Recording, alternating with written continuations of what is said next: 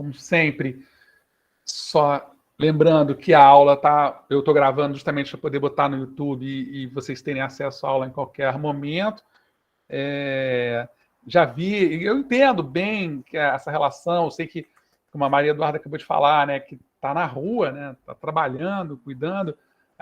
O Breno, que eu acabei de ver, que abriu a câmera, também está na rua. Eu sei que vocês estão, enfim, estão vivendo a vida de vocês, estão trabalhando, isso me deixa, inclusive, emocionado de ver que vocês estão participando desse processo, querendo muito participar do processo educacional, que vocês têm direito, né?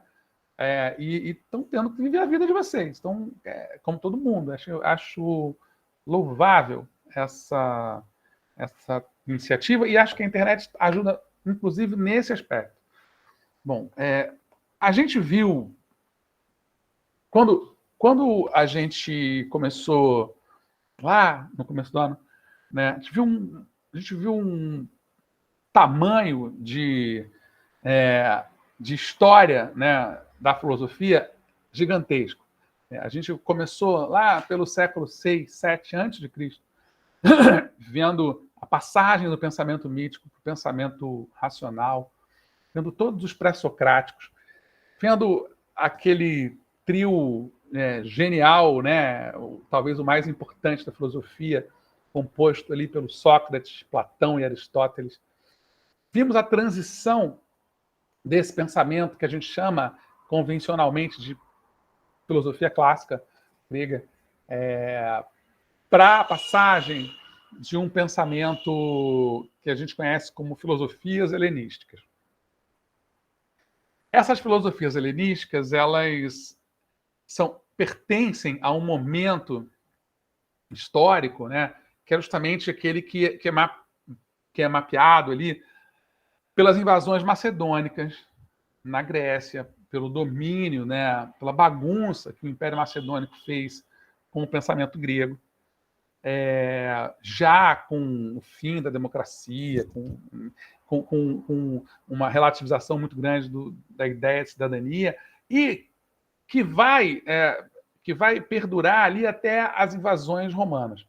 Né? A partir das invasões romanas, você começa a ter uma mescla do pensamento greco-romano, né? Grécia e Roma vão ali se misturando, né? Até as divindades, né, de Roma vão se misturar com as divindades gregas, vão encontrar seus pares, vão surgir outras divindades, o panteão de deuses romano vai absorver uma série de deuses gregos e outros vão ser incorporados e vão ser sinônimos, né? Júpiter, Zeus, tal, essas coisas.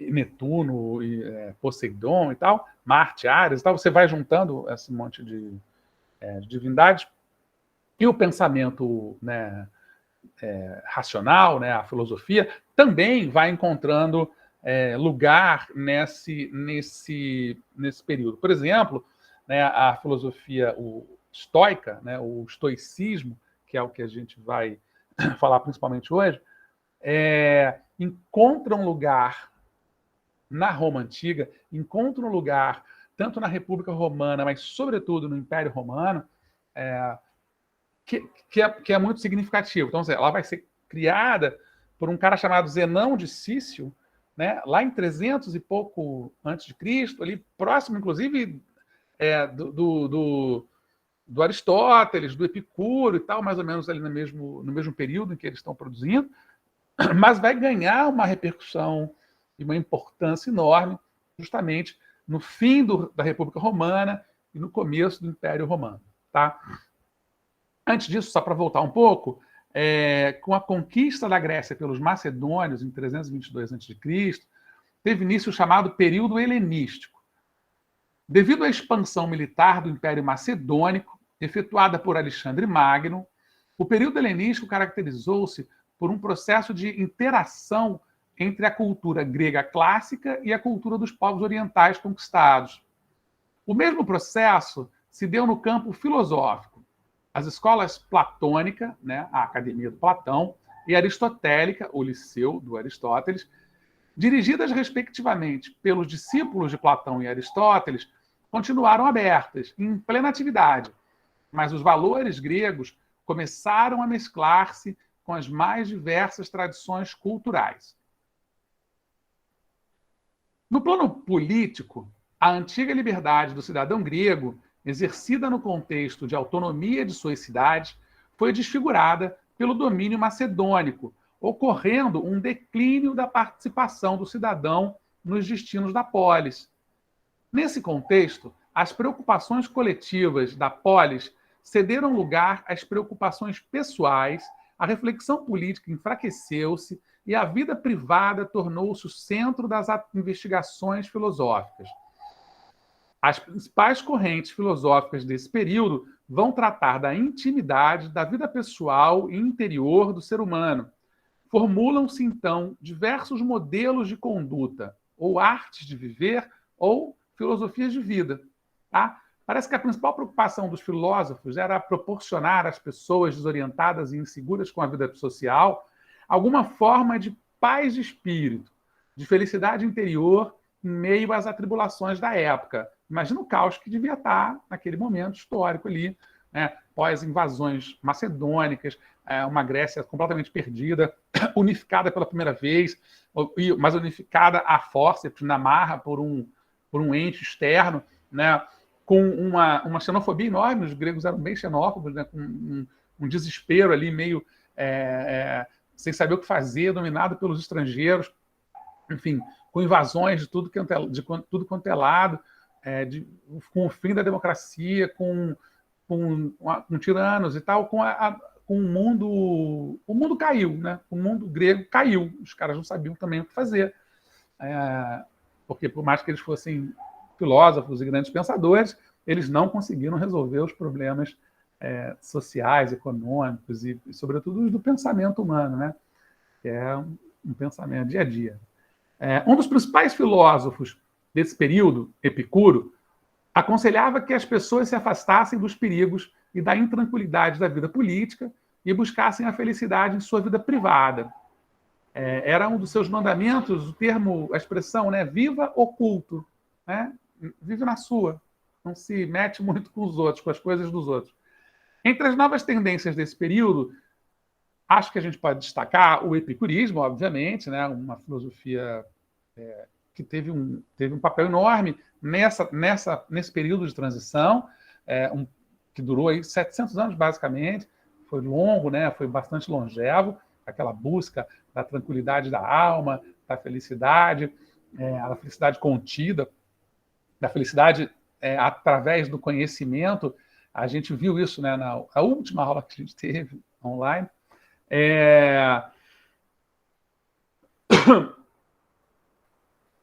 O estoicismo, criado pelo Zenão de Cício, mas desenvolvido, sobretudo, pelos romanos.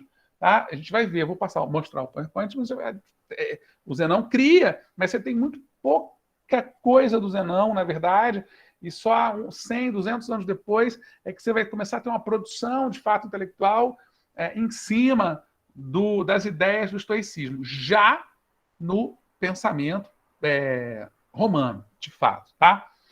Mas também existem outras formas, tem várias outras formas, duas delas um pouco mais conhecidas, que são o pirronismo e o cinismo. Tá? Que vão ganhar, o pirronismo é o ceticismo, né? E o cinismo é o cinismo. Eles vão ganhar, inclusive, expressões, vão se tornar expressões populares, né? Um cínico, né? Um cético, a gente fala essas palavras hoje em dia. Tá? Como estudamos antes, o epicurismo é uma corrente filosófica fundada por Epicuro, que defendia que o prazer é o princípio e o fim de uma vida feliz. No entanto, Epicuro distinguia dois grandes grupos de prazer. O primeiro reúne os prazeres mais duradouros, que encantam o espírito, como a boa conversação, a contemplação das artes, a audição da música, etc. O segundo inclui os prazeres mais imediatos, muitos dos quais são movidos pela explosão das paixões e que, no final, podem resultar em dor e sofrimento. De acordo com o filósofo, para que possamos desfrutar os grandes prazeres do intelecto, precisamos aprender a dominar os prazeres exagerados da paixão, como os medos, os apegos, a cobiça, a inveja. Por isso, os epicuristas buscavam a ataraxia, isto é, um estado de ausência da dor, quietude, serenidade e imperturbabilidade da alma. Tá? A gente já viu isso. Muitas vezes confundem o epicurismo com algum tipo de hedonismo, né? Que é marcado, esse sim, por uma procura desenfreada de prazeres mundanos. Enfim, no entanto, o que o Epicuro defendia era uma administração racional e equilibrada do prazer, evitando ceder aos desejos insaciáveis que inevitavelmente terminavam em sofrimento. Tá? Mas o que nos interessa hoje, no momento, é justamente o estoicismo. E vamos a ele. Vamos a ele aqui com o nosso famoso PowerPoint de sempre. Cadê você? Início. Mas eu não consegui abrir. A gente volta aqui para vocês. Compartilharemos a nossa telinha. Está compartilhada aí, né, meninos? Estoicismo é a rigidez ou fidelidade aos seus próprios princípios. A doutrina originada por Zenão de Cício, cujos princípios são caracterizados pela ética, pela tranquilidade imperturbável. Tá? O estoicismo, o Cício viveu ali entre 336 e 263 a.C., ou seja, ele pegou um Aristóteles já maduro, né, mais velho, ele foi contemporâneo do Epicuro, né, e foi a corrente filosófica de maior influência em todo esse período helenístico. Tá?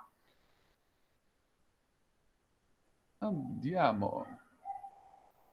O primeiro passo é entender a física ou a cosmologia estoica. O estoicismo concebe o universo como cosmos, universo ordenado e harmonioso. Está na cara que ele leu Aristóteles, né? A ideia de cosmos, de universo ordenado, harmonioso, é muito vinculado ao pensamento aristotélico. Composto de um princípio passivo, que seria a matéria, e de um princípio ativo, racional e inteligente, que ele chama de logos, que permeia, anima e conecta todas as suas partes. Princípio é aquilo que inicia, que funda, aquilo que constitui a base, a fonte ou o ponto de partida de coisas ou ideias. Aí você tem uma diferença, né? As duas filosofias helenísticas mais importantes, mais reconhecidas, né? O epicurismo e o estoicismo. O epicurismo buscando essencialmente uma ética, né? Tentando entender o sentido da vida como uma busca pela felicidade. O estoicismo tentando a busca da física, né? Onde ele imagina que o universo seja composto por dois princípios, basicamente um Deus e a matéria, sendo que esse Deus também é matéria. É um período, como eu falei, né, das grandes conquistas do Alexandre o Grande, do fim dos debates públicos e de uma filosofia prática, não uma filosofia puramente reflexiva, né, que tente dar conta de coisas que eram bem imponderáveis na época, né, como a origem do universo e tal, mas prática, de ação, de meditação, de como fazer a sua vida ser melhor, ser mais tranquila, você ter menos ansiedade. Então, essa busca filosófica desse período é bem prática. Né? A busca do conhecimento para o epicurismo são critérios para a definição do que é verdadeiro, e para os estoicistas está pautada na lógica, na física e na ética. As sensações, para os epicuristas, quando eles dizem que os sentidos não falham, recusando a ideia de um mundo sensível, platônico, né? Discordando dele, da existência de um mundo falho, né? De um mundo de coisas falíveis. Para eles, o sentido não falha. Os conceitos epicuristas são as representações dos objetos percebidos pela mente, e os sentimentos são sentimentos de prazer e de dor, sendo que a dor seria um juízo sobre as coisas. Tá? E o prazer seria de três tipos: prazeres naturais e essenciais, prazeres naturais e não essenciais, prazeres não naturais e não essenciais. E para os estoicos, a ética seria o equivalente a esses sentimentos. Seria a felicidade alcançada pela vida virtuosa, pela autopreservação, que para eles, estoicos, é mais primitivo que o prazer, né? Os sentimentos mais primitivos para os epicuristas são o prazer, para os estoicos são a autopreservação. Tá? A autarquia, que seria o autodomínio das próprias emoções, e a apatia, que seria a negação das influências das paixões. Os princípios básicos da filosofia estoica são os seguintes: a contenção, a autodisciplina e o autocontrole. A indiferença perante as paixões e os sentimentos intensos, como forma de evitar ceder à forma dos impulsos, ou melhor, como forma de evitar ceder à força dos impulsos. O cultivo da apatia, como falou antes, que é esse estado de indiferença e ausência de sofrimento, né? É um pouco diferente porque hoje em dia a ideia de apatia nos traz um sentimento meio doentio, né? De uma falta de ânimo, de uma falta de... Não é uma falta de sofrimento, né? Hoje em dia tem um outro significado, é algo mais patológico. Mas lá naquela época, a ideia era de uma falta de uma ausência de sofrimento, permitindo enfrentar com determinação as adversidades e até a própria morte. E da ataraxia. E a defesa da aceitação racional do destino. Tá? Epa. Estoicismo deriva da palavra grega stoa, que significa pórtico, lugar onde o Zenão de Cício se reunia com seus discípulos para filosofar. Vocês vão ver Zenão de Cício e vão ver na internet também o Zenão de Cítio. Né? Me parece que Cício, pelo menos nos livros, é mais correto, mas não importa muito também. Tá? Zenão viveu de 333 a 262 a.C., é o fundador do estoicismo, era oriundo da ilha de Chipre, que metade Ásia, metade Europa, é a última ilha do Mediterrâneo, ali já praticamente na Síria. Se eu não me engano, hoje em dia, a ilha de Chipre é um país independente, mas tem um pedaço da ilha que pertence à Grécia e um outro pedaço que pertence à Turquia, né? E tem lá a sua ilha independente. Considerado fenício por seus contemporâneos, praticamente nada se sabe de sua vida pessoal, exceto que em 308 a.C., começou a ensinar na Stoa Portique, né, o pórtico pintado, em Atenas. Da palavra Stoa derivou o nome Escola Estoica. De sua obra restam apenas curtos fragmentos e títulos de livros. É praticamente impossível determinar com certeza sua contribuição individual à doutrina estoica. Segundo a tradição, conservada pelos filósofos que o sucederam, para Zenão, a virtude era aparentemente o objetivo final da vida e o prazer e a dor não tinham importância. Tá? Ou seja, o estoicismo é mais radical do que o epicurismo, né? Porque o epicurismo buscava o prazer, percebia no prazer algo como se fosse a fonte da vida. Só que buscava esse prazer a partir do conhecimento, não a partir da bagunça. E tentava refutar a dor. O estoicismo refuta os dois, tanto prazer quanto a dor. Né? Então, tenta se livrar dessas duas coisas. O interessante histórico, do ponto de vista histórico, assim, é que ele não escreveu pequenos fragmentos, tem os títulos, você não tem quase nada sobre ele. Você vai ter uma produção intensa de textos sobre o estoicismo já no período romano, já no final da República Romana e, sobretudo, no Império Romano. Por isso você vai ter, já lá na terceira fase do estoicismo, você vai ter a maior parte dos escritos sobre essa filosofia. Dizia ele, o sentido da vida consiste em estar de acordo com a natureza. Essa é uma imagem medieval do Zenão. Eu acho muito curioso, muito curiosas essas imagens que fazem desses filósofos gregos na Idade Média, né? Porque, enfim, são imagens com uma cara de medieval, assim, tem claramente uma adaptação no desenho, mas é interessante porque você vê que, cara, se deram o trabalho de desenhar esses camaradas, tem um outro desenho do Epicuro, tem um outro desenho lá do Aristóteles, que também acho que já mostrei numa aula, é porque eles foram influentes, né? Ninguém desenha quem não é importante, quem não tem alguma influência, não vira uma caricatura, não vira uma charge. Como eu disse, ele nasceu em Chipre, mas vivia na Grécia. Fundou o estoicismo e para ele a única forma do homem ser feliz seria abandonando todas as paixões terrenas, nada receando, nada esperando, vivendo apenas nesse estado de ataraxia, tá? Aí um estoico, talvez o mais famoso dos estoicos, é o Sêneca, que vai dizer que o homem que sofre antes de ser necessário sofre mais do que o necessário, né? A gente fala muito isso para vocês, né? Para os alunos, para os filhos, para a gente mesmo, né? Não sofre por antecipação. Aliás, talvez essa frase, não sofra por antecipação, seja a versão contemporânea dessa frase do Sêneca. O estoicismo como filosofia não é apenas um conjunto de ética ou princípios. É também um conjunto de exercícios espirituais projetados para ajudar as pessoas a lidar com a dificuldade da vida. Ou com as dificuldades da vida. É um conjunto de exercícios praticados para ajudar as pessoas a gerenciarem suas próprias emoções, especialmente as emoções negativas, como o medo ou a raiva. Tá? Diz isso aí o Ryan Holiday.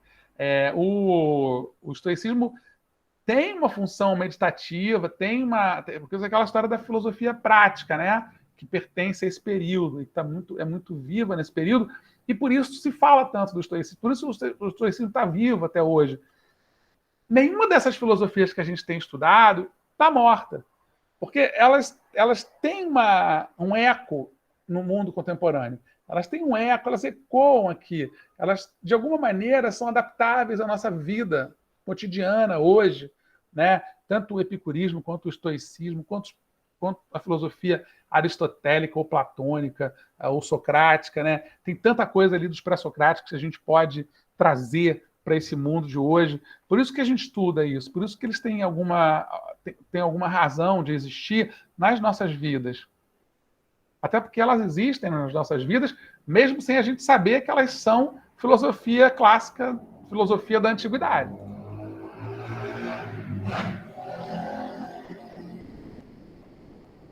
Outro filósofo importante, que pertence já ao terceiro período lá, a terceira fase do estoicismo, que é essa fase já romana, é o Epíteto, ou Epiteto. Né? O Epiteto vai dizer um negócio interessante, ó, duas frases dele, né, atribuídas dele, que estão na internet por aí. Algumas coisas estão sob o meu controle e outras não. E essa que eu acho que é muito bacana, que flerta com Sócrates. É impossível para uma pessoa aprender aquilo que ela acha que já sabe. De onde vem a arrogância? Justamente da nossa presunção de saber algo. Né? E do que o Sócrates fala? Que só sabe, que nada sabe. Que ele não faz uma louvação à ignorância, mas ele propõe, né, como um jogo filosófico, que se eu parto do pressuposto de que sei algo, eu não vou chegar a lugar nenhum, porque se eu já sei, por que eu vou querer saber mais? Então, o Epiteto faz a versão socrática dele com essa frase um pouco mais elaborada. É impossível para uma pessoa aprender aquilo que ela acha que já sabe. Os estoicos ensinaram que as emoções destrutivas resultavam de erros de julgamento, da relação ativa entre determinismo cósmico e liberdade humana, e a crença de que é virtuoso manter uma vontade que está de acordo com a natureza. Devido a isso, os estoicos apresentaram sua filosofia como um modo de vida e pensavam que a melhor indicação da filosofia de um indivíduo não era o que uma pessoa diz, mas como essa pessoa se comporta. Para viver uma boa vida, era preciso entender as regras da ordem natural, uma vez que ensinavam que tudo estava enraizado na natureza. Essa ideia do comportamento, da conduta, ela é crucial para o pensamento filosófico dos estoicos, mas ela também é crucial para diversas religiões, né? Sobretudo as religiões orientais, que estão muito mais preocupadas com a conduta do que com os pensamentos. Estão muito mais preocupadas com o confucionismo, é, na verdade, um manual de conduta, né? O confucionismo é uma espécie de religião política chinesa. O budismo está muito preocupado com a tua conduta diante do mundo, né? O próprio cristianismo e o islamismo, quando surgem, também fazem muito dão muito valor ao comportamento, à conduta, né? O que importa é como você faz. O pensamento islâmico, inclusive, tem uma coisa que eu acho muito bacana, muito interessante, que é justamente defender essa ideia de que se eu não... eu não sou muçulmano não, tá, gente? Só dizendo que é uma ideia que está lá do pensamento que é muçulmano que eu acho interessante. Se eu não agir, se eu não cometer a ação, eu não cometo pecado. Então, para o muçulmano, pensar no pecado não é pecado. Cometer que é, né? Então, fazer que é, praticar a ação que é. Então, tem a ver com essa lógica da conduta aí dos estoicos. Mais tarde, os estoicos, tais como Sêneca e Epiteto, enfatizaram que, porque a virtude é suficiente para a felicidade, um sábio era imune ao infortúnio. Essa crença é semelhante ao significado da frase calma estoica. O estoicismo desenvolveu-se como um sistema integrado pela lógica, pela física e pela ética, articuladas por princípios comuns. Foi a ética estoica que teve maior influência no desenvolvimento da tradição filosófica e alguns pensam que chegou a influenciar os primórdios do cristianismo. Tá? Houve uma troca de correspondências entre Sêneca e o São Paulo, que na época chamava Saulo, mas que vai virar o São Paulo depois. São contemporâneos deles. Desde a sua fundação, a doutrina estoica era popular com seguidores na Grécia Romana e por todo o Império Romano, incluindo o imperador Marco Aurélio. Até o fechamento de todas as escolas de filosofia pagãs, em 529, por ordem do imperador Justiniano, que os percebeu como em desacordo com a fé cristã. Nesse período, os últimos, não sei se os 3 últimos, mas os últimos imperadores romanos já eram cristãos, já eram católicos. Então, eles começaram a lutar contra e proibir todo o pensamento divergente, né? Diferente, sobretudo pagão, né? Que não acreditava em Deus, ou num Deus único. Aí aparece a poiareses, né? Poiareses, né? Essa poiareses, proaireses, difícil falar, né? Proaireses, que é traduzível como escolha, intenção ou uma escolha moral, é um conceito fundamental na filosofia estoica de Epiteto.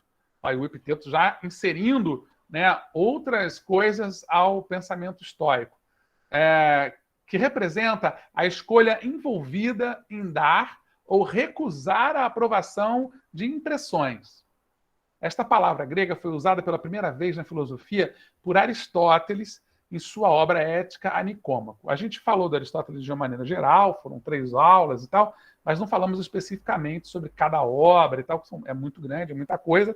Ética a Nicômaco é uma obra sobre política, né, sobre como lidar politicamente com a polis, tal, a relação do indivíduo com a polis. E aí você vê, né, como eu sempre falo, desde que o Anaximandro leu a obra do Tales e discordou e passou todo o conhecimento, passa a ser o conhecimento a partir do conhecimento de outros, né? Que essa ideia do autodidatismo, do criei do nada, ou a picaretagem, ou é algo muito raro. Tá? Então, Epiteto ele definiu a proaireses como uma faculdade racional capaz de entender o todo e assim manipular ao seu acordo. Ou como uma faculdade capaz de usar impressões e entender o seu uso. Ou ainda, uma faculdade autoteórica capaz de avaliar todas as outras faculdades humanas, ou uma faculdade que serve para interpretar e seguir as ambições dos sentimentos, sendo subordinada a eles, né? E essa faculdade não está presente em outros seres que não os seres humanos, visto que os primeiros lidam com as impressões, a tal da fantasia, né? A fantasia são as impressões externas, de um modo que não é refletido, enquanto que nos segundos lidam de modo refletido. É também esta finalidade, ou esta faculdade, que corresponde ao verdadeiro ser de cada indivíduo. Tá? Esse ser que não é refletido. Epiteto é um filósofo grego estoico que viveu a maior parte de sua vida em Roma como escravo a serviço de Epafrodito, o cruel secretário de Nero, que, segundo a tradição, uma vez chegou mesmo a lhe quebrar a perna. De sua obra se conservam o Manual de Epiteto e os discursos, ou diatribes, ambos editados por seu discípulo Lúcio Flávio Arriano de Nicomédia. Deixa eu ver só que acho que entrou alguém aí, né?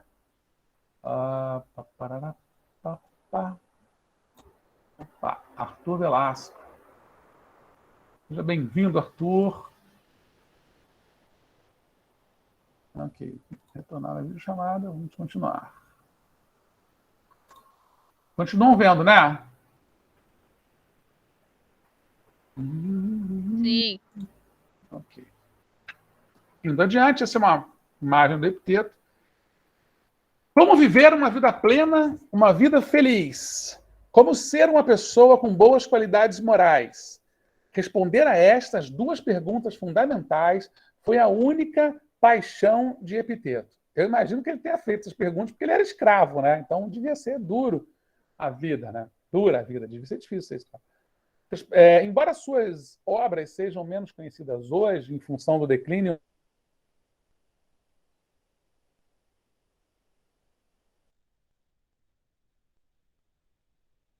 durante quase 2000 anos. Para Epiteto, uma vida feliz e uma vida virtuosa são sinônimos. Felicidade e realização pessoal são consequências naturais de atitudes corretas. Em Nietzsche, Epiteto é ligado ao individualismo.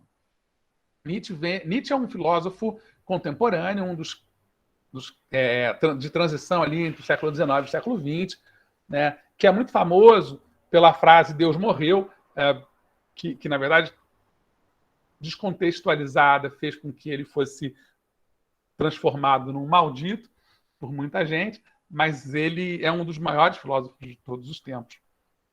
Importantíssimo, e a gente vai ver provavelmente lá no terceiro ano. O Nietzsche vê em Epiteto um contraste em relação à moralidade atual ligada ao coletivo e ao social. Né? Vê no pensamento do Epiteto, no pensamento estoico, um profundo individualismo.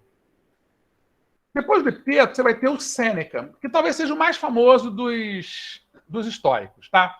Lúcio Aneu Sêneca nasceu onde hoje é a Espanha, em Córdoba, em 4 a.C., e morreu em Roma em 65 d.C. Foi um filósofo estoico e um dos mais célebres advogados, escritores e intelectuais do Império Romano. Conhecido também como Sêneca, o moço, o filósofo ou ainda o jovem, sua obra literária e filosófica, tida como o modelo do pensador estoico durante o Renascimento, inspirou o desenvolvimento da tragédia na dramaturgia europeia renascentista. Sêneca, Cícero, Virgílio são os grandes escritores romanos, né, de todos os tempos, romanos da Roma Antiga. O Sêneca foi conselheiro do Nero, aquele imperador maluco que tocou fogo em Roma. Né? Mas esse conselho não foi dele, com certeza. Sêneca foi simultaneamente dramaturgo de sucesso, uma das pessoas mais ricas de Roma, estadista famoso e conselheiro do imperador. Sêneca teve que negociar, persuadir e planejar seu caminho pela vida. Ele teve que lidar constantemente com pessoas não cooperativas e poderosas e enfrentar o desastre, o exílio, a saúde frágil e a condenação à morte.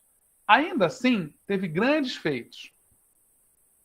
Retirou-se da vida pública em 62, Entre seus últimos textos estão a compilação científica Problemas Naturais, né, o Naturalis Questiones, os tratados sobre a tranquilidade da alma e sobre a vida beata.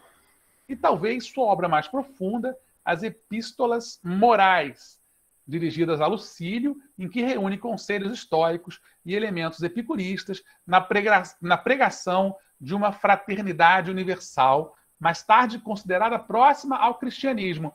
É aí que o Sêneca se aproxima muito do epicurismo também. E vocês na internet, se forem pesquisar, olhar, tiverem alguma curiosidade, vão ver realmente uma mistura tão grande que muita gente até faz confusão. Mistura as duas filosofias como se fossem a mesma, acho que muito em função do pensamento do Sêneca, né, que realmente traz elementos tanto do epicurismo quanto do estoicismo. Mas ele é uma figura representativa do estoicismo.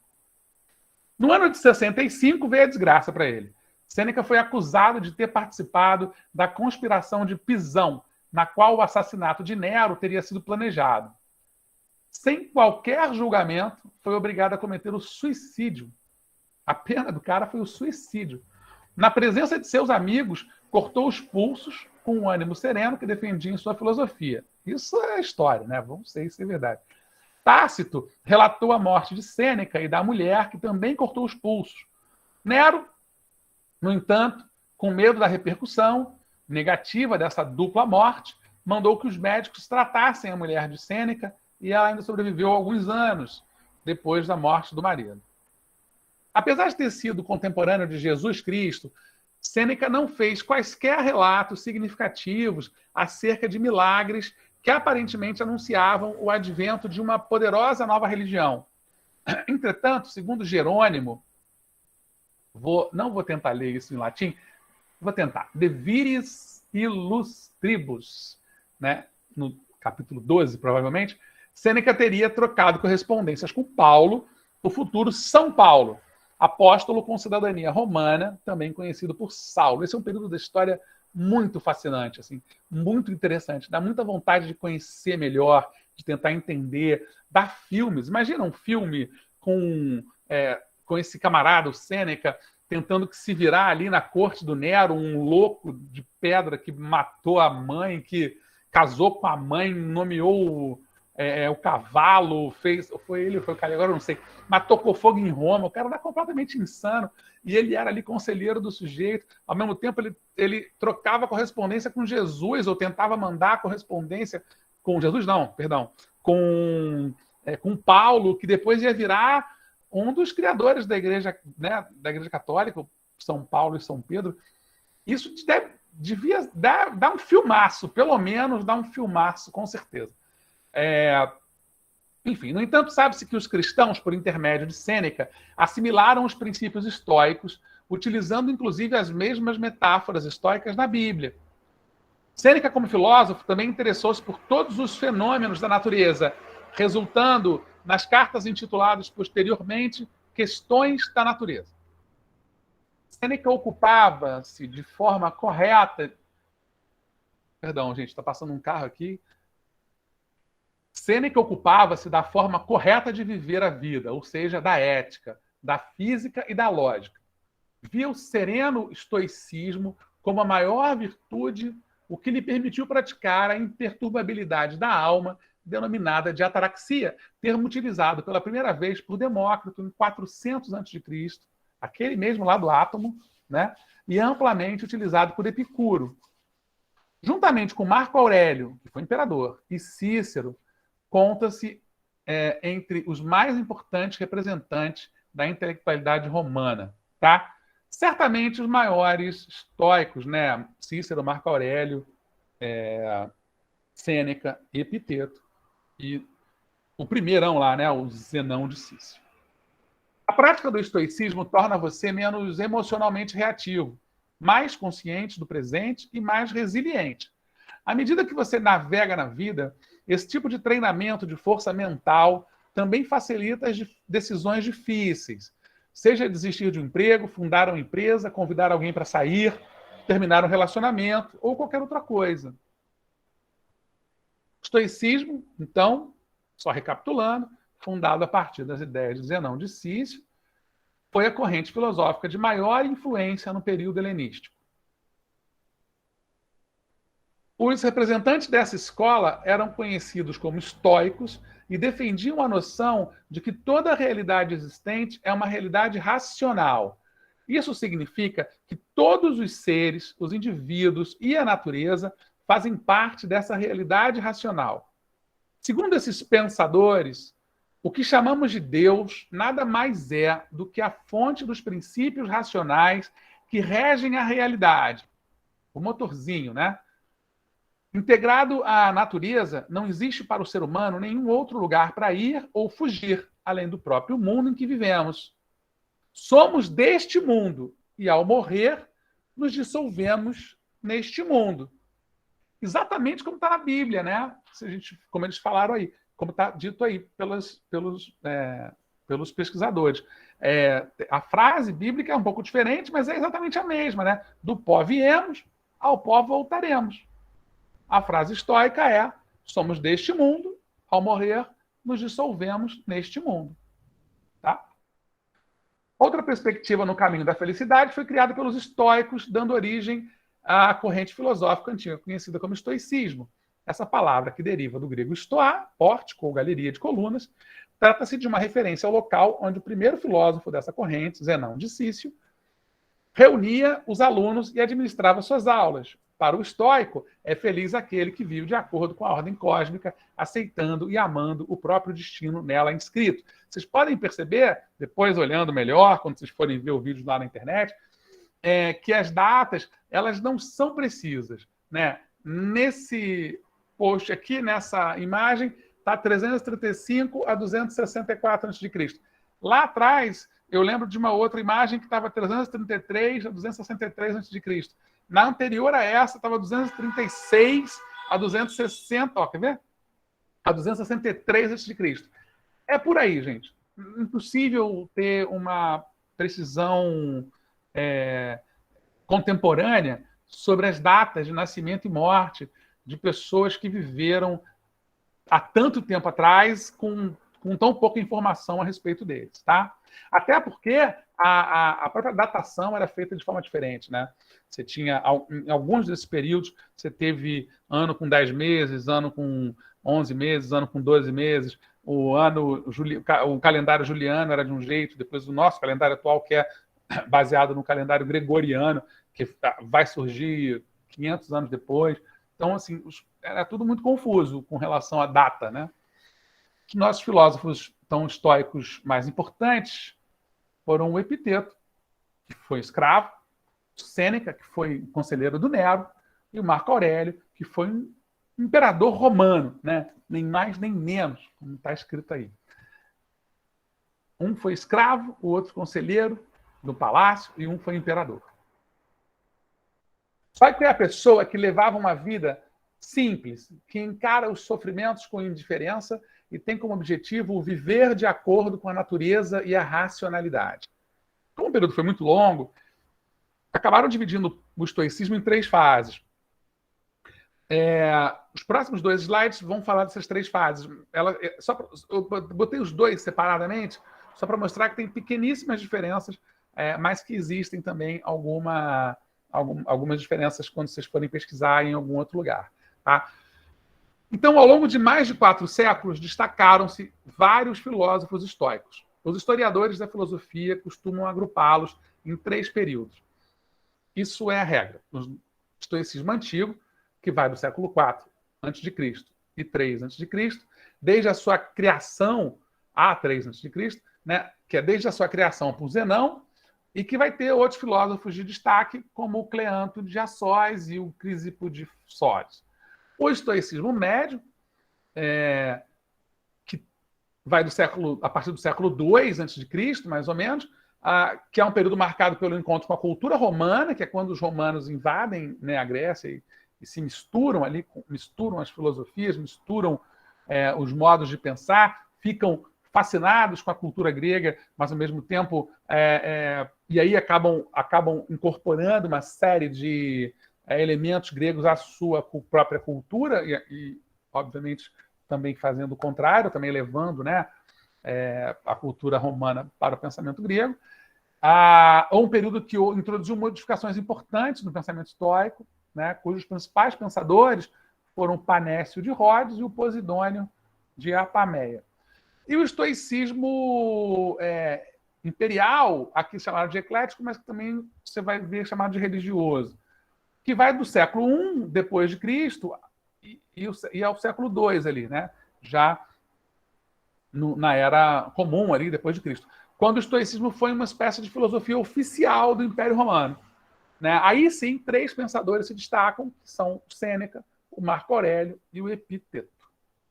Eu não sei se é epiteto ou se é epíteto, mas enfim, estou falando epiteto porque eu não estou vendo acento nenhum em lugar nenhum. E aí uma outra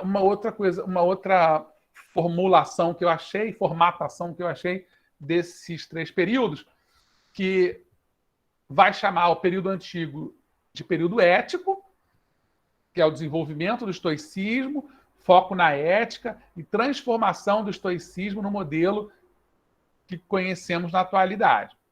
O período eclético, ou o período médio, que é um movimento quando tem pensamentos mais ecléticos e menos rígidos, mas ainda seguindo as principais características.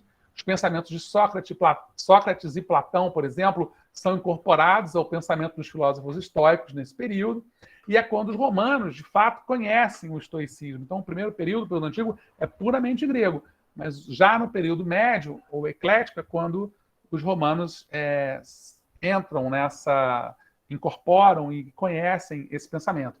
E, finalmente, o período chamado de religioso ou imperial, em que os filósofos entendem a corrente filosófica como uma prática religiosa, praticamente, e não apenas como uma ciência, tá? Que é esse período que a gente viu aqui como imperial, que é onde vai aparecer o Sêneca, o Marco Aurélio, o Epiteto. Né? Então, lembrando que o Cícero, que eu citei antes, ele não é estoico, ele é um grande pensador romano, mas não é estoico.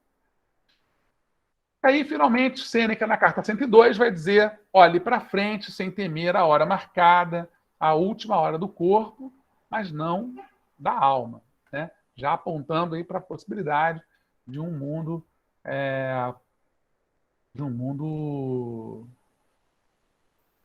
para o além. Né? Parado aqui. Bom, eu vou fazer o seguinte, eu vou emendar no pirronismo e no cinismo e vamos tacar pedra aqui no ventilador para a gente terminar. Deixa eu só fazer um negócio. Não, peraí, acho que eu vou pausar. Não, vou emendar. Vamos embora. Aí vira tudo uma coisa só. Não, desisti de novo. Vou mudar de ideia. Interrompendo a gravação.